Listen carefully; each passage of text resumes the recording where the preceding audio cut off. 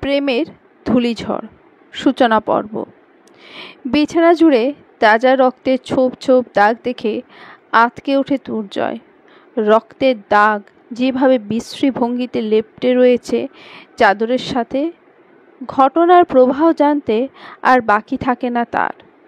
হাতে থাকা ভারী ব্যাগটা ধপাস করে কখন যে মেঝেতে পড়ে গেল খেয়াল নেই। মাথার মধ্যে ভন ভন করে ঘুরছে বেশ কিছু অযাচিত দৃশ্য, বিশ্রী কল্পনা। মাসখানেক আগেই পারিবারিকভাবে বিয়ে হয়েছে তাদের। বিয়েটা যে শুধুমাত্র পরিবারের চাপে, এ বিষয়ে নন্দিতাকে সাফ সাফ জানিয়ে দিয়েছে দুর্জয়।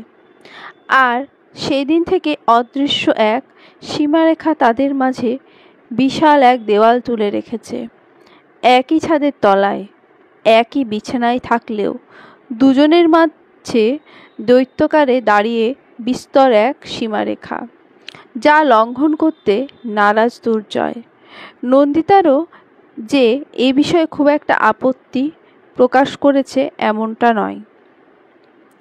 কর্মসূত্রে বাড়ি থেকে বেশ দূরে একাকিত্বতে তার জীবনযাপন। বাড়ন্ত বয়স্ক মায়ের এ নিয়ে ছিল ঢের চিন্তা।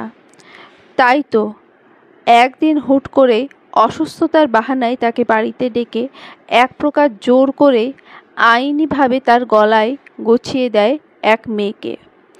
ভারী ভারী চোখের পাতা ফেললে মেয়েটা শুধু ফ্যালফ্যাল করে দেখেছিল তাকে। বিয়ের দুদিনের মাথায় জানতে পারে মেয়েটার নাম নন্দিতা। তাদেরই উপরতলায় নতুন ভাড়াটিয়া হয়ে উঠেছিল তারা সপরিবারে। আকস্মিক বাস দুর্ঘটনায় বাবা মাকে একসাথে হারিয়ে তার শূন্য দুনিয়ায় একমাত্র আশ্রয় হন তুহিনা বেগম। চঞ্চল স্বভাবের মিষ্টিভাষী মেয়েটাকে বেশ পছন্দ করতেন তিনি।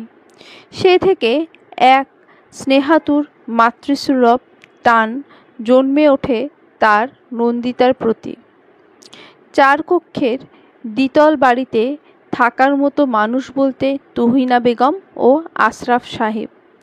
তাদের 2 ছেলের মধ্যে বড় দুর্জয়, পেশায় একজন উকিল, যার ধ্যান জ্ঞান সবটুকু কাজের প্রতি। এ নিয়ে বাবা মায়ের যত অভিযোগ থাকুক না কেন, কোনো কথায় ধোপে টেকে না তার কাছে। যুক্তিতর্কের মার প্যাচ জানেন কি না। ছোট ছেলেটা স্কলারশিপ পেয়ে লন্ডনে পড়াশোনা করতে গিয়ে সেখানেই সংসার গড়ে সেটেলড।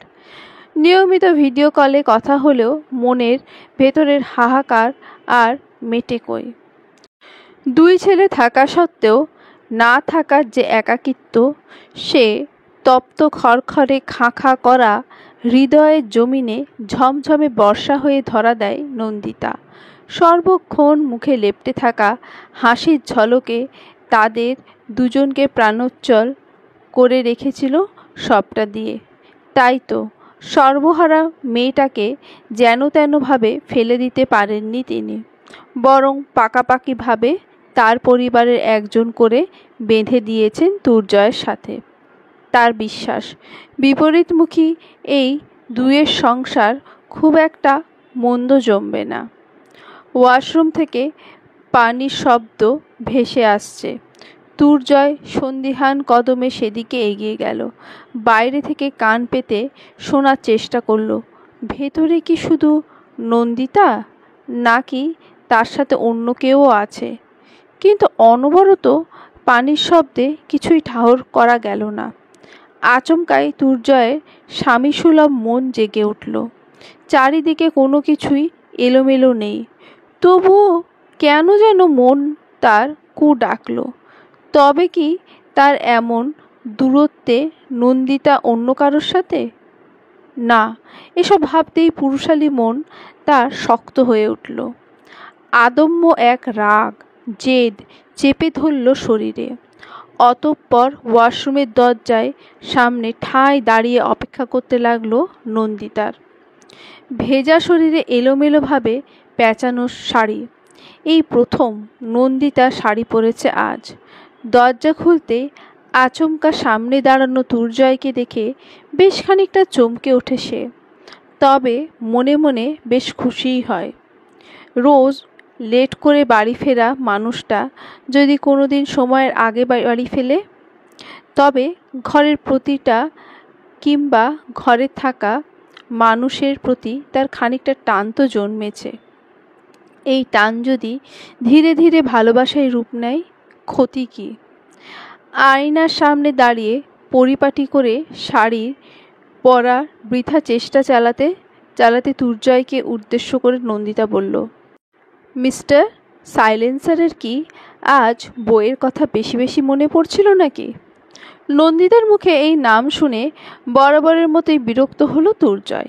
তবুও মুখে কিছু প্রকাশ না করে আগের মতোই চুপ থাকলো সে। তাকে নিরুত্তর দেখে খুব বেশি অবাক হলো না নন্দিতা। এই গম্ভীর নিরুত্তর মানুষটা ব্যবহারে সে অভ্যস্ত। তাই নিজ উদ্যোগে আবারও বলে উঠল, ইস, ভাবলাম শাওয়ার থেকে বের হয়ে একটা ভিডিও বানাবো, কিন্তু আপনি যখন এসে পড়েছেন, আসুন তো একসাথে একটা ভিডিও বানাই। রাতারাতি ভাইরাল হয়ে যাব তাহলে। হ্যাশট্যাগ দেব mister silencer with nonstop Nandita. Durjoy এক পলক ওপর থেকে নিচ অবধি নন্দিতাকে দেখল। কোমরের নিচ অবধি নেমে শাড়ি, উন্মুক্ত পিঠসহ কোমর। আঁচলটা গোছানোর চেষ্টা করতে করতে ব্যর্থ হয়ে অবশেষে পেঁচিয়ে কাঁধে তুলে দেওয়া, যার জন্য উন্মুক্ত হালকা মেদযুক্ত পেট। কুচিটাও কোনো রকমে গুজে দিয়েছে মনে হয়। সদ্য গোসল থেকে বের হওয়া ভেজা লম্বা চুল হতে টপ টপ করে গড়িয়ে পড়া পানিতে কোমরের কাছে সবটুকু শাড়ি ভিজে একাকার। পিঠে জমে বিন্দু বিন্দু জলকণা। একজন প্রাপ্তবয়স্ক নারীকে আবেদনময়ী লাগার জন্য যা যা প্রয়োজন সবটাই আজ তার শরীর জুড়ে বিদ্যমান। দুর্জয়ের রাগের বাঁধ ভাঙল এবার নন্দিতার এই অবস্থায় ভিডিও বানানোর কথা শুনে। তাও নাকি আবার সোশ্যাল মিডিয়ায় আপলোড দেবে। একটানে বিছানার চাদর নিচে ছুঁড়ে ফেলে নন্দিতাকে টান দিয়ে ফেলে দেয় বিছানায়। আচমকা আক্রমণে ভয়ে আঁতকে আঁতকে ওঠে নন্দিতা। প্রচণ্ড ব্যথায় ক্ষীণ ব্যথাতুর শব্দ করে ওঠে, কিন্তু দুর্জয়ের কান অবধি এই শব্দ পৌঁছালো না। কেউ যেন খুব যত্ন করে প্রশ্ন তুলছে তার পুরুষত্বে। ওপরের কালো ওভারকোটের বোতাম খুলে সে ছুঁড়ে ফেলে দূরে। অতঃপর বাঘের মতো তেড়ে গিয়ে ডান হাতে চেপে ধরে নন্দিতার চিবুক। ব্যথায় চোখ বেয়ে পানি গড়ালেও ঠোঁটে মৃদু হাসির রেখা টেনে নন্দিতা বলে ওঠে, আজ কি ওই ধরনের চকলেট খেয়ে এসেছেন নাকি? এত কন্ট্রোললেস যে। একটু তো কন্ট্রোল করুন ডিয়ার হাজব্যান্ড। আমার কন্ট্রোল পাওয়ার তো প্রচুর, কিন্তু আমার বিয়ে করার বউ আমারই বিছানায় অন্য কারোর সাথে নিজের চাহিদা পূরণ করবে? স্বামী হিসেবে তাকেও তো দেখাতে হয় যে তার স্বামী বাইরের পুরুষের থেকে একটু বেশি তৃপ্তি দিতে পারে তাকে। আপনার পক্ষে এসব সম্ভব নয়, সো লিভ ইট। মাঝে মাঝে তো সন্দেহ হয় আমার, আপনি আবার ছেলেদের প্রতি বিশেষ টান অনুভব করেন না তো? Mind your words, then prove it. Durjoy কিছু একটা বলতে যাবে তার আগে পায়ের কাছে তরল কিছু একটা অনুভব করে নন্দিতাকে ছেড়ে পায়ের দিকে তাকায়। নন্দিতার পা বেয়ে তাজা রক্ত ভেসে আসছে, মেঝেতে পড়ছে টপ টপ করে।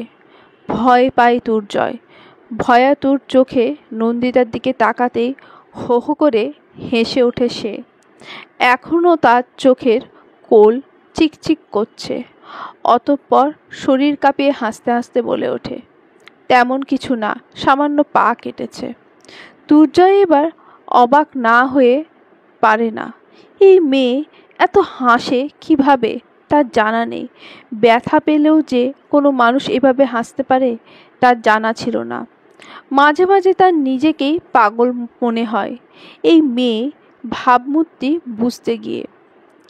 বাম পায়ের দিকে শাড়ি খানিকটা ওপরের দিকে তুলতেই স্পষ্ট হলো রক্তে ভেজা সাদা ব্যান্ডেজের কাপড়। হাঁটুর খানিকটা নিচে পেঁচানো ব্যান্ডেজটা।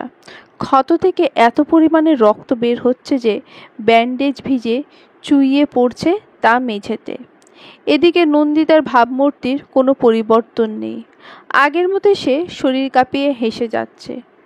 দুর্জয় পায়ের কাছ থেকে উঠে নন্দিতার মাথার পেছন দিকে হাত দিয়ে তাকে ঠিক করে উঠিয়ে বসালো বিছানায়। পা দুটো টান টান করে মেলে দুটো বালিশে ঠেস দিয়ে রাখলো নন্দিতার পিঠের কাছে। নন্দিতার মুখে এখনো সেই আগের হাসি লেপ্টে। দুর্জয়কে এভাবে চিন্তিত ভঙ্গিতে দেখে তার বেশ মজাই লাগছে। তাই রসিকতার সুরে বলল, মিস্টার হাজবেন্ড, তাহলে হেরে গেলেন। প্রমাণ হয়ে গেল আপনি ওই ছেলেদের প্রতিই আসক্ত। নন্দিতার দিকে কঠোর দৃষ্টি নিক্ষেপ করে দুর্জয় দাঁত চিবিয়ে চিবিয়ে বলে উঠল, ব্যান্ডেজটা জাস্ট করে নিতে দিন। এরপর আপনি যেন নিঃশ্বাস নেওয়ার সুযোগটুকুও না পান। I will make sure, Mrs Ahsan. Nandita শব্দ করে হেসে ফেলল দুর্জয়ের কথা শুনে। হাসতে হাসতেই বলে, ডিয়ার হাজবেন্ড, সব কাজ সবার জন্য না। এসব বউপ্রীতি আপনাকে দিয়ে হবে না। আপনি বরং মেল কলিগদের সাথে ঘেঁষাঘেঁষি এনজয় করুন। ইট সুটস ইউ। নন্দিতার প্রতিটা হাসির শব্দ যেন তীব্র অপমানের তীরের মতো বিচ্ছে দুর্জয়ের বুকে। তবুও কিঞ্চিৎটু শব্দটুকুও করল না সে, বরং বেশ সাবধানী হাতে রক্ত ভেজা ব্যান্ডেজটা খুলে ফেলার কাজে ব্যস্ত হয়ে পড়ল। আড়াআড়িভাবে বেশ গভীর একটা ক্ষত হয়েছে বাম পায়ে। হাঁটুর খানিকটা নিচে হওয়ায় ক্ষতটা আলতো হাতে পরিষ্কার করে দেয় দুর্জয়।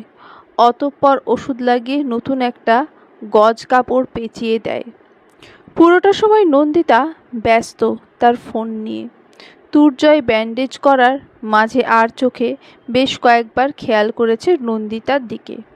ঠোঁটে হাসি, হাস্যোজ্জ্বল মুখ আর আঙুলে চলতে থাকা টাইপিংয়ের গতি তার বুকে জ্বালা ধরানোর জন্য যথেষ্ট। আচমকা পায়ের কাছ থেকে উঠে গিয়ে নন্দিতার হাত থেকে ফোন ছিনিয়ে নিয়ে সেটা ছুঁড়ে ফেলল বিছানার এক কোণে। হকচকিয়ে যায় নন্দিতা। কিছু বলার আগেই দুর্জয় অনেকটা ঝুঁকে পড়ে তার দিকে, ঠিক এতটাই যেখানে একে অন্যের নিঃশ্বাসের শব্দ স্পষ্ট টের পাওয়া যায়। শিহরণে শরীর কেঁপে ওঠে তার। লজ্জায় নিভু নিভু হয়ে পড়ে চোখ। নিঃশ্বাসের গতি উত্তাল। দুর্জয় ডান হাতে আলতো করে আঁকড়ে ধরে নন্দিতার কোমর। নিঃশ্বাস আটকে আসে নন্দিতার। মুখ অল্প হাঁ করে থেমে থেমে নিঃশ্বাস টেনে নেয় সে নিজের ভেতর। ডান হাতে আঁকড়ে ধরে দুর্জয়ের কাঁধ।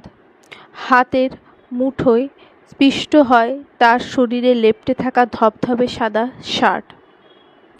দুর্জয় একটানে বসা থেকে শুইয়ে দেয় তাকে বিছানায়।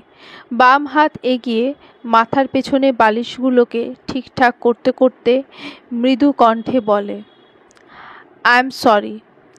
দুর্জয়কে এভাবে আঁকড়ে ধরে নন্দিতা ঠোঁট উল্টে বাচ্চা সুলভ কণ্ঠে বলে ওঠে, তার মানে সত্যি সত্যি আপনি ছেলেদের প্রতি?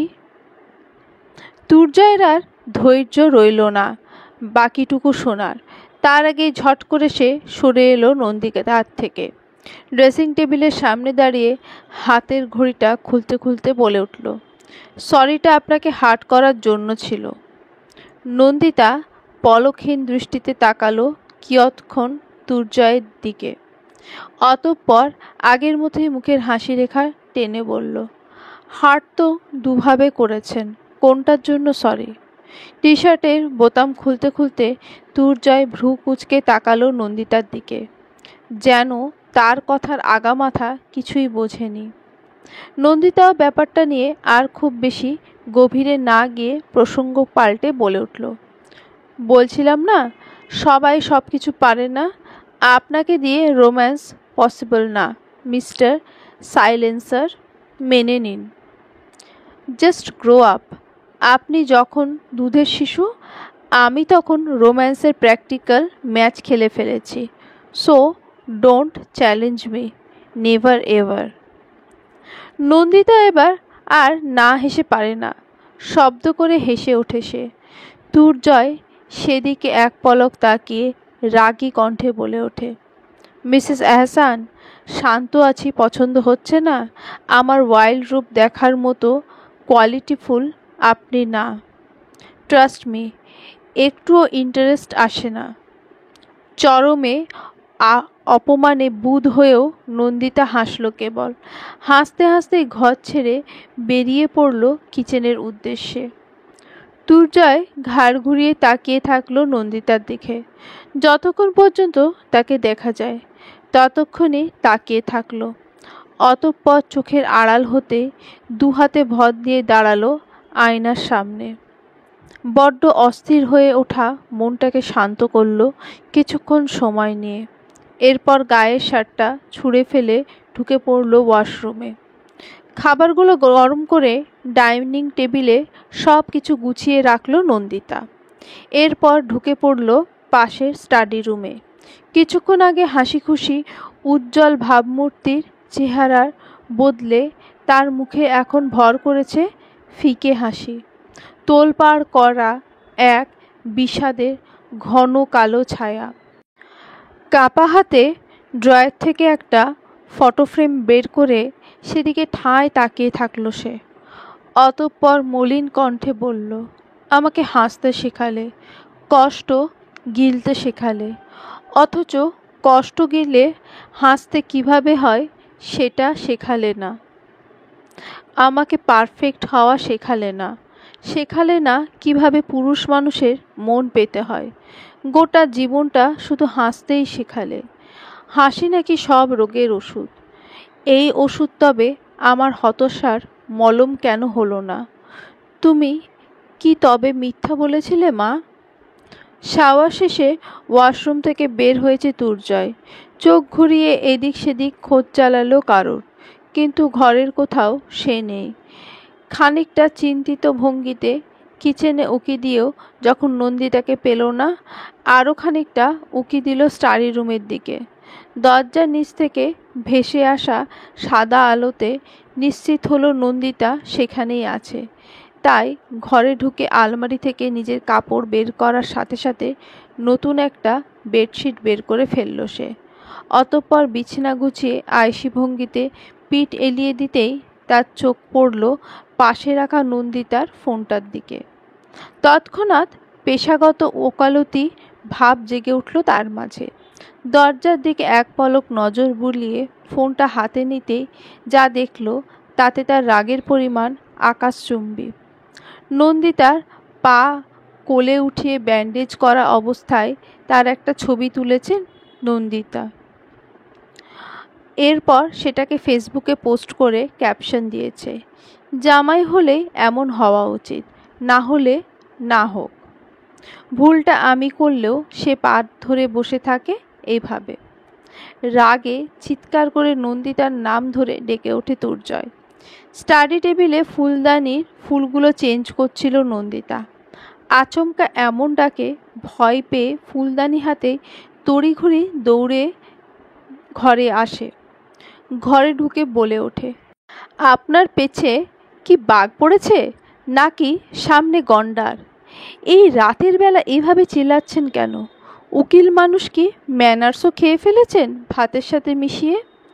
দুর্জয় দাঁতে দাঁত চেপে হাতের ফোনটা আছাড় দিতে গিয়েও থেমে যায়। ঠোঁট দুটো গোল করে বেশ জোরে নিঃশ্বাস ছেড়ে ফোনটা আলতো করে ছুঁড়ে দেয় বিছানায়। এরপর বেশ তেড়ে গিয়ে এগিয়ে আসে নন্দিতার দিকে। ততক্ষণে বিপদের আশঙ্কা বেশ আঁচ করতে পেরেছে নন্দিতা। এখন যদি এই লোকটা তার ওই জাতার মতো শরীর দিয়ে তাকে চেপে মেরেও ফেলে, খুব বেশি অবাক হবে না সে। নিজেকে বাঁচাতে তাৎক্ষণিক প্রতিক্রিয়া হিসেবে দুই হাত দিয়ে নিজেকে আড়াল করতে গিয়ে অতর্কিতে হাতে থাকা ফুলদানিটা ছেড়ে যায় তার হাত থেকে। নন্দিতা চোখ বড় করে তাকায় হাত ফসকে ছেড়ে যাওয়া ফুলদানিটার দিকে। এরপর দুই হাতে তালু দিয়ে মুখ চেপে ধরে মৃদু চিৎকার করে বলে ওঠে, আমি কিছু করিনি, আমি নির্দোষ, একদম ইনোসেন্ট। ভারী ফুলদানিটা আচমকা এসে আঘাত করে দুর্জয়ের মাথার ডান পাশে। অতঃপর নিচে পড়ে ভেঙে যায় ছোট বড় বেশ কয়েকটা খণ্ডে। আচানক আক্রমণে প্রচণ্ড ব্যথায় টালমাটাল হয়ে মেঝেতে পড়ে যায় দুর্জয়। মেঝেতে মেলোভাবে পড়ে থাকা ফুলদানির বেশ কয়েকটা ভাঙা টুকরো বেপরোয়াভাবে ঢুকে যায় তার পিঠে। ব্যথায় কুঁকিয়ে ওঠে রাগী দৃষ্টিতে তাকায় সে নন্দিতার দিকে। নন্দিতা ততক্ষণে প্রাণ হাতে নিয়ে ঠায় দাঁড়িয়ে আছে সেখানে। দুর্জয়ের কাছে এগিয়ে যাওয়ার সাহস পাচ্ছে না কোনো মতে। বিধায় তাকেই না তুলে আছাড় দেয় ওই ভাঙা টুকরোগুলোর ওপর। কপাল কেটে বেশ অনেকটা রক্ত বের হয়েছে সেখান থেকে। নন্দিতা আর বেশি কিছু না ভেবে বিছানায় ফেলে রাখা দুর্জয়ের সাদা শার্ট এনে চেপে ধরে ক্ষতস্থানে। এবার দুর্জয় সত্যি মন চাইছে মেয়েটাকে তুলে আছাড় দিতে। তার শখের শার্টটাই পেল এভাবে নষ্ট করার জন্য। পরিস্থিতি বিবেচনা করে আর বেশিক্ষণ কিছু না বলে ক্ষীণ কণ্ঠে দাঁত কিড়মিড় করে বলল, আপনাকে আমি দেখে নেব, সুস্থ হয়ে বাড়ি ফিরতে দিন শুধু, তাহলে আপনাকে আর ফিরতে হবে না। একমাত্র বইয়ের কথা শুনে হাসবে নাকি কাঁদবে তার বিবেচনা না করে দুর্জয় আচমকা নন্দিতার শাড়ির আঁচল টেনে সেটা চেপে ধরল ক্ষতস্থানে। নন্দিতা আলতো চিৎকার দিয়ে বেশ কিছুক্ষণ ধস্তাধস্তি করে ছাড়িয়ে নিল শাড়িটা। অতঃপর খানিকটা দূরে সরে গিয়ে হাঁপাতে হাঁপাতে বলল, কি যুগ এলো রে বাবা! প্রাচীন যুগের দ্রৌপদীর মতো কলিযুগেও নন্দিতার বস্ত্রহরণ করছে তার স্বামী। ছি ছি। আর একটা বাজে কথা না বলে চেঞ্জ করে আসুন, হসপিটালে যেতে হবে আমাদের। দুর্জয়ের অবস্থা বুঝে নিজেও আর কথা বাড়ালেন না নন্দিতা, বরং চটজলদি একটা চুড়িদার নিয়ে চলে গেল ওয়াশরুমে চেঞ্জ করতে। এই ফাঁকে মাথায় হাত চেপে ধরে কোনো রকমে নিজের ফোনটা হাতের নাগালে আনলো দুর্জয়। অতঃপর অ্যাসিস্ট্যান্ট আনসারকে ফোন করে মৃদু কণ্ঠে বলে, গাড়ি নিয়ে দ্রুত এসো, হসপিটালে যেতে হবে।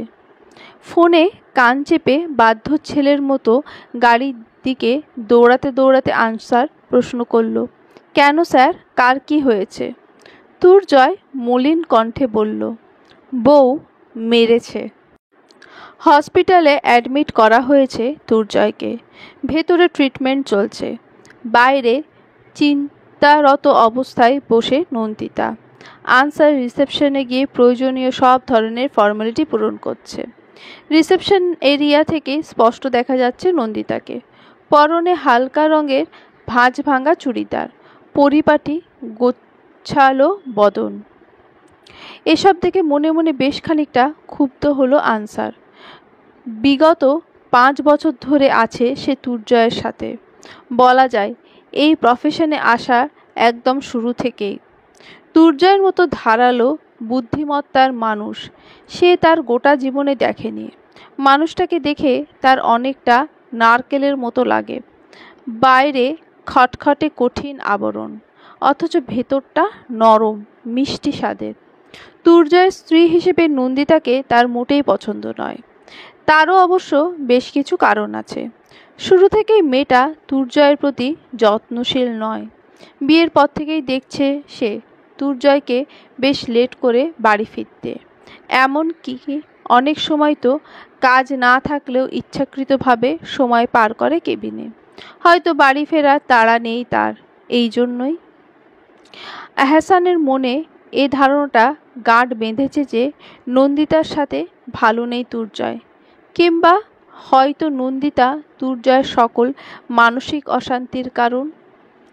আবার আজ যখন ফোনে দুর্জয় বলল বউ মেরেছে, ব্যাপারটা দুয়ে দুয়ে 4 করে নিল সে। এরপর থেকেই যেন নন্দিতাকে তার দু চোখে সহ্য হচ্ছে না। ইচ্ছা করছে মেয়েটাকে পুলিশে দিতে। এমন একজন মানুষকে এভাবে আঘাত করা অপরাধে। পেশেন্টের এমন অবস্থা কিভাবে হলো? বউ মেরেছে। রিসেপশনিস্টের প্রশ্নে আচমকা ঘোরের মধ্যে মুখ থেকে যে কি বের হয়ে গেছে খেয়াল করেনি আনসার। যখনই খেয়াল হলো তার, অনেকটা দেরি হয়ে গেছে ততক্ষণে।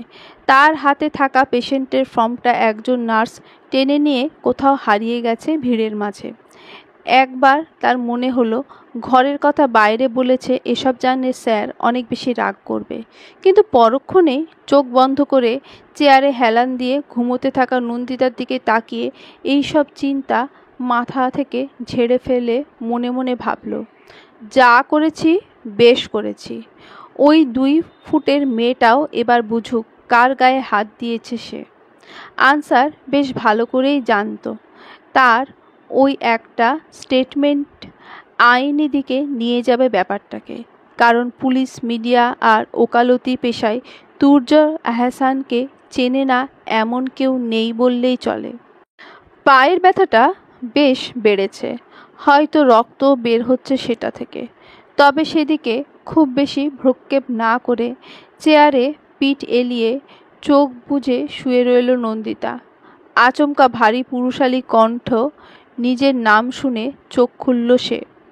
মিস্টার তুর্জয় আহসানের ওয়াইফ আপনি? নন্দিতা হাসি মুখে মাথা নাড়িয়ে সম্মতি জানাতেই পুলিশটা বেশ রুক্ষতার সাথে তাকে বলল, আমার সাথে আসুন, কিছু জিজ্ঞাসাবাদ আছে আপনার সাথে। নন্দিতা ভ্রু কুঁচকে তাকালো পুলিশের পোশাক পরিহিতা মেল পুলিশের দিকে, সাথে তার 2 জন লেডি কনস্টেবল, যারা এক দৃষ্টিতে তাকিয়ে আছে তার দিকে। নন্দিতা ঠোঁট কামড়ে হেসে একজনকে উদ্দেশ্য করে বলে উঠল, আয়না হবে আপনার কাছে? মেয়ে দুটো একে অপরের মুখ চাওয়াচাওয়ি করে সন্দিহান চোখে তাকালো নন্দিতার দিকে। আশাহত নন্দিতা তাদের দিক থেকে দৃষ্টি সরিয়ে পুলিশ অফিসারকে উদ্দেশ্য করে বলল, পুরুষ মানুষের দৃষ্টি নাকি আয়নার চেয়েও তুখোড়, নিখুঁত। আমাকে ভালো করে দেখে বলুন তো, I am looking too much gorgeous? আপনি কি আমার সাথে মশকরা করছেন মিসেস আহসান? একদমই নয়। আপনার সাথে করে নিয়ে আসা লেডি কনস্টেবলগুলো আমাকে যেভাবে দেখছে, মনে হয় হসপিটালে বিয়েবাড়ির উদ্ভট সাজে উপস্থিত হয়েছি আমি। কথাটা শেষ করে ঠোঁট বাঁকিয়ে হাসল নন্দিতা। ইয়াং ইন্সপেক্টর আলোক তালুকদার বেশ বিরক্ত হলেন তার এমন রসিকতায়। তার চোখ মুখে স্পষ্ট। নন্দিতা তাই আর কথা বাড়ানোর সমীচীন বলে মনে করল না। হসপিটালের একটা কেবিনে মুখোমুখি বসে আছে ইন্সপেক্টর আলোক ও নন্দিতা। পায়ের ব্যথাটা এতক্ষণে বেশ জমকালোভাবে ধরা দিয়েছে। পুরো শরীরটাই টনটন করে উঠছে যেন সেই ব্যথার জেদ ধরে। তবুও তার মুখে হাসির অভাব নেই। দাঁতে দাঁত চেপে ব্যথা সহ্য করেও একদম স্বাভাবিক ভঙ্গিমায় বসে আছে ইন্সপেক্টর আলোকের সামনে। তাদের থেকে খানিকটা দূরে মাথা নিচু করে দাঁড়িয়ে আনসার, আপনার স্বামীকে খুন করার চেষ্টা করেছেন আপনি? ইন্সপেক্টর আলোকের এমন কথা শুনে চোখ বড় বড় হয়ে যায় নন্দিতার। অবাকের 7ম পর্যায় থেকে যেন ধপ করে মাটিতে পড়ল সে। সামান্য একটা অ্যাক্সিডেন্টকে পুলিশ এইভাবে মার্ডারের নাম দেয় কিভাবে? তার এই ছোট্ট মাথায় চিন্তার বহরে তা আসে না। তাই বিস্মিত কণ্ঠে বলল, না তো, আমি সামান্য পিঁপড়েকেও খুন করি না কখনো। আর আমার ওই জান্ড্রেল বরকে খুন করব কিভাবে? তাহলে কি পা দিয়ে ধাক্কা দিয়ে ফেলে দিয়েছেন? ছি ছি, স্বামীর গায়ে পা দিতে নেই, জানেন না? তাহলে ওনার এই অবস্থা হলো কি করে? একবারে ইনজিওর্ড হয়ে হসপিটালের বেডে। আর আমি স্পষ্ট দেখেছি আপনাকেও সামান্য খুঁড়িয়ে হাঁটতে। এখানেই তো 2 2 4 হয়ে যায়। দেখুন, পুলিশের কাছে সত্যি সত্যি সবটা স্বীকার করুন, না হলে টর্চার সেলে নিয়ে যেতে গেলে আপনি সুস্থভাবে ফিরতে পারবেন না আর কখনো। নন্দিতা এবার যেন খানিকটা জড়সড় হয়ে গেল, কিন্তু চেহারার ভাবভঙ্গিতে এমন কিছু প্রকাশ না করে উল্টে আরও খানিকটা জোর গলায় বলল, এসব কথা আমাকে জিজ্ঞেস করছেন কেন? যা জিজ্ঞেস করার ওই ফুলদানিটাকে করুন। আমি মারতে চাইনি, কিন্তু ফুলদানিটা আমার হাতে ছিল, আর অ্যাক্সিডেন্টলি ওটা দিয়ে আঘাত পান উনি। তবে ওই সাইলেন্সারের ব্যাটাকে আছাড় দিতে মন যে আমার চায় না এমনটা নয়, কিন্তু সম্ভব নয় দেখে রাগ গিলে খেয়ে ফেলি। ব্যাটা আছাড় না খেয়ে আমার শখের ফুলদানিটা আছাড় খেলো আজ। ফুলদানি আছাড় দিলে মিস্টার এহসানের এই অবস্থা হলো কিভাবে? Are you kidding with me? এতদিন তো জানতাম আমি একাই বেশি বকবক করি, কিন্তু এখন তো দেখছি আপনি আমার চেয়েও বেশি বাচাল। শোনেন কম, চিল্লান বেশি। পড়াশোনা করে পুলিশ হয়েছেন তো নাকি? এক্সামের সময় ওয়াশরুমে রাখা বই থেকে টুকে টুকে। চোখে মুখে গম্ভীর্যের ভরপুর একজন পুলিশ অফিসার মিস্টার আলোক তালুকদার। তার চেয়ে বয়সে ঢের কম। সামান্য একজন মেয়ের কাছ থেকে এমন ধরনের কথা শুনে তিত্তির করে রাগের পরিমাণ বাড়ল তার। হাতে থাকা লাঠিটা টেবিলের উপর জোরে আঘাত করে ফুঁসে ওঠা কণ্ঠে নন্দিতাকে উদ্দেশ্য করে বলে ওঠে, একদম ফাজলামি করার চেষ্টা করবেন না আমার সাথে। নন্দিতা ছোট কলিজাটা ভয়ে কেঁপে উঠল কানের কাছে এমন জোরালো শব্দে। ভীতু কণ্ঠে বলে ওঠে, এই লাঠিটা কি আমার মতো নিরপরাধ মানুষ পেটানোর জন্য দেওয়া হয়েছে আপনাকে? এটা দিয়ে চোর পেটায়, ডাকাত পেটায়, বাচ্চা পেটায় না। আমাকে দেখে কি আপনার চোর ডাকাত মনে হয়? সঠিক জিনিস সঠিক জায়গায় ব্যবহার করতে না পারলে হাতে রাখার দরকার নেই। আলোক তালুকদার ক্রুড় হেসে ঠেস দিয়ে বসলেন সামনে রাখা টেবিলের ওপর। অতঃপর বেশ শান্ত ভঙ্গিতে বললেন, আজ আসছি, আমাদের আবার দেখা হবে মিসেস এহসান। আর সেই দিন আপনি জল ছাড়া মাছের মতো ছটফট করবেন, আই সোয়ার। সেই দিন কখনোই আসবে না মিস্টার তালুকদার। আই থিঙ্ক আপনি ভুল কেস নিয়ে ইনভেস্টিগেশনে নেমেছেন। এটা অবুঝ বইয়ের ছোটোখাটো আদরের ফল, নাথিং এলস। মাথায় ব্যান্ডেজ বাঁচানো দুর্জয়কে হসপিটালের ড্রেস আপের সামনে দেখে ঠোঁটে হালকা হাসি ফুটে ওঠে ইন্সপেক্টর আলোক তালুকদারের। এগিয়ে গিয়ে হাত বাড়িয়ে দেয় কর্মমর্দন করার উদ্দেশ্যে। দুর্জয় হালকা হেসে তার হাত বাড়িয়ে দেয়। ইন্সপেক্টর আলোক একবার চোখ ঘুরিয়ে তাকায় নন্দিতার দিকে, যে ব্যস্ত তার ফোন নিয়ে। তাদের দিকে এক পলক ঘুরে তাকানোরও প্রয়োজন বোধ করছে না।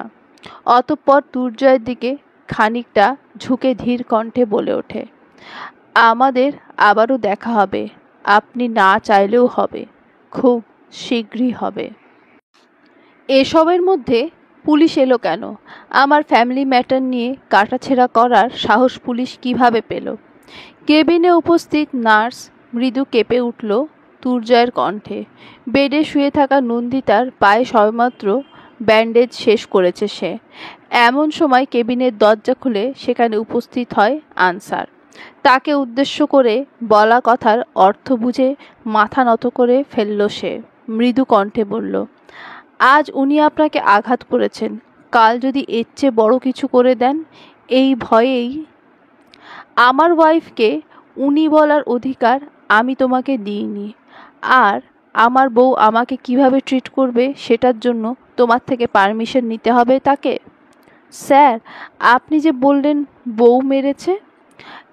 আনসারের কথা শুনে রাগী চোখে তার চোখে তাকাতেই আচমকা ঘর কাঁপিয়ে শব্দ করে হেসে ওঠে নন্দিতা। নন্দিতার হাসির রেশ ধরে তার সাথে তাল মিলিয়ে ঠোঁট কামড়ে হেসে ওঠে কেবিনে উপস্থিত নার্সও।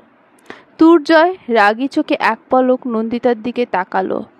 কোনো ক্রমে নিজের হাসি নিয়ন্ত্রণে আনার চেষ্টা করে সে, কিন্তু পরক্ষণে ব্যর্থ হয়ে আরো জোরে হেসে ওঠে। হাসতে হাসতে বলে, দ্য গ্রেট অ্যাডভোকেট মিস্টার দুর্জয় এহসান, যাকে কোনো কেসে হারানো যায় না, শেষে কিনা নিজের বউয়ের হাতে মার খেয়ে হেরে গেল। কোনো ক্রমে কথাটুকু শেষ করে আবারও আগের ভঙ্গিতে হাসতে শুরু করলো নন্দিতা। দুর্জয় ফিরে তাকালো না সেদিকে। ব্যথায় টনটন করা মাথাটায় অতিরিক্ত রাগের কারণে আরো বেশি যন্ত্রণা শুরু হলো তার। অতঃপর ঝট করে কেবিনের দরজা করে বাইরে বেরিয়ে গেল সে। দুর্জয়কে রাগাতে পেরে যেন বেশ মজাই পেল নন্দিতা। আনসারের দিকে তাকিয়ে ব্যঙ্গাত্মক কণ্ঠে বললেও, বোম ব্লাস্ট হওয়ার আগে আপনার স্যারের মাথায় পানি ঢালুন। আনসার সাহেব, ঠান্ডা ঠান্ডা পানিতে যদি একটু ঠান্ডা হন। Case number 209। এই ফাইলটা হাতে নিয়ে তার উপরে পড়ে থাকা ধুলোগুলো আলতো হাতে পরিষ্কার করল আলোক। অতঃপর এক দৃষ্টিতে বেশ কিছুক্ষণ তাকিয়ে থাকলো সে। মনে মনে আওড়ালো, শেষ থেকে শুরুর গল্পটা এবার আমি লিখব, আর পুতুল খেলার মতো করে রশি ধরে নাচাবো তোমাকে।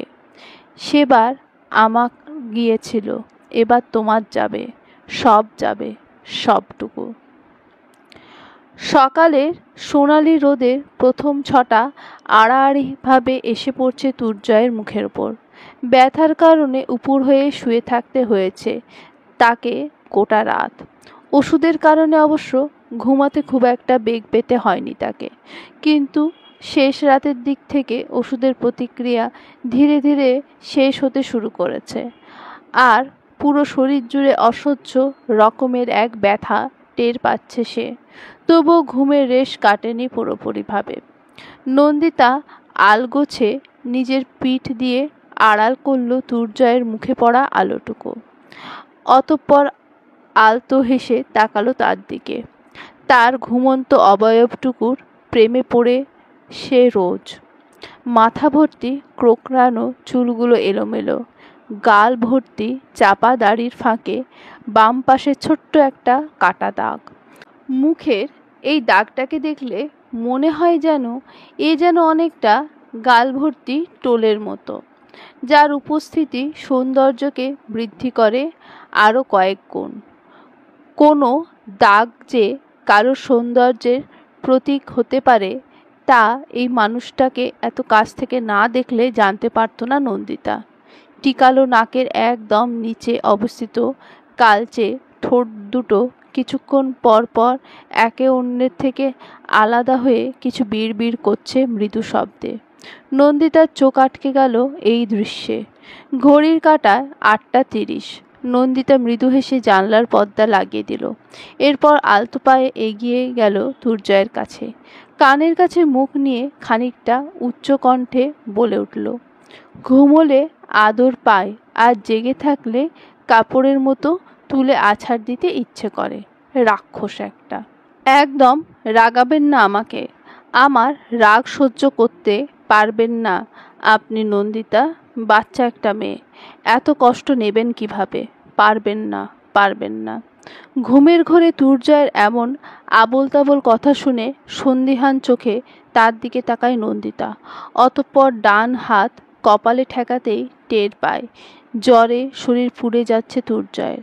এতক্ষণ এই ব্যাপারটা খেয়াল করেনি বলে নিজের উপর নিজেরই বিরক্ত হলো সে। দেরি না করে দৌড়ে রান্নাঘর থেকে একটা বাটিতে পানি নিয়ে এলো। বাটির টেবিলে রেখে দুর্জয়ের পাশে বসতে স্পষ্ট টের পেল তার শরীর কাঁপছে। তড়িঘড়ি আলমারি থেকে ভারী একটা কম্বল বের করে চাপিয়ে দিল তার গায়ে। অতঃপর এক টুকরো কাপড় পানিতে ভিজিয়ে আলতো করে চেপে ধরল দুর্জয়ের মাথায়। টিকটিক শব্দে চলতে থাকা ঘড়ির কাঁটার দিকে নজর বোলাতে গিয়ে নন্দিতা খেয়াল করল 30 মিনিট পেরিয়েছে। দুর্জয়ের শরীরের কাঁপুনিটা এখন আর নেই। কপালে হাত ঠেকিয়ে পরখ করল জ্বর আছে কিনা। না, জ্বরটাও নিয়ন্ত্রণে। অস্থির হয়ে পড়া মুখটা এবার যেন অস্বস্তির নিঃশ্বাস নিল। নিজেকে সান্ত্বনা দিতে নন্দিতা আরও একবার তার হাত রাখল গভীর কাঠখোট্টা তার একান্ত ব্যক্তিগত পুরুষের কপালে। অতঃপর একটা বাঁকা হাসি দিয়ে তার বৃদ্ধাঙ্গুল নামিয়ে আনল পুরুষালী ঠোঁটের কাছে। সিগারেটের তাপে পোড়া কালচে ঠোঁটটা জ্বরতপ্ত হয়ে আরও খানিকটা আদুরে হয়েছে কি? না হলে তার কাছে এত লোভাতুর লাগছে কেন? একটু বেশিই টানছে আজ। আচমকা বড্ড দুঃসাহসিক এক কাজ করে বসল সে। ডান হাতে দুর্জয়ের চোখ ঢেকে আস্তে করে এগিয়ে এলো তার দিকে। অতঃপর চোখ বুজে আলতো করে ঠোঁট ছোঁয়ালো ওই পুরুষালী জ্বরে তপ্ত ঠোঁটে। ঘুমের ঘোরে আপনা আপনি নিজের ঠোঁট আলগা করে ফেলল দুর্জয়, যা দেখে ঠোঁট কামড়ে হাসল নন্দিতা। অতঃপর তার কানের কাছে গিয়ে ফিসফিস করে বলল, জীবনের প্রথম টাটকা চুমু আমি এই নিষ্পাপ আদুরে মানুষটাকে উৎসর্গ করলাম। আপনি বাসি চুমু পাবেন ডিয়ার হাজব্যান্ড। এটা আপনার শাস্তি। বিয়ে করা বউকে সবসময় নিজের থেকে দূরে রাখার শাস্তি। আমার প্রথম ভালোবাসা, প্রথম চুমুতে আপনার কোনো অধিকার রইল না আর। সব হারালেন। চলবে।